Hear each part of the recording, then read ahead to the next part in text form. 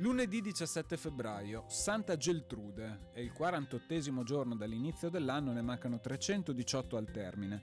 Il sole sorge alle 7:10 e tramonta alle 17:40.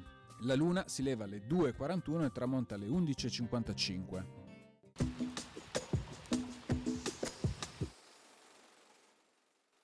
Il console veneziano a Tunisi viene autorizzato ad avere una percentuale sulle rendite del locale Fondaco.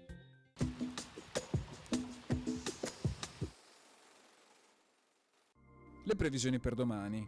Inizialmente nuvoloso, molto nuvoloso, con foschie, nebbie e nubi basse in pianura.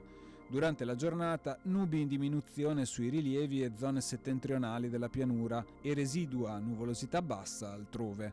Non si esclude qualche locale pioviggine fino al primo mattino, specie sulla bassa pianura. Temperature minime in calo in quota e in locale aumento in pianura. Massime in generale contenuto aumento.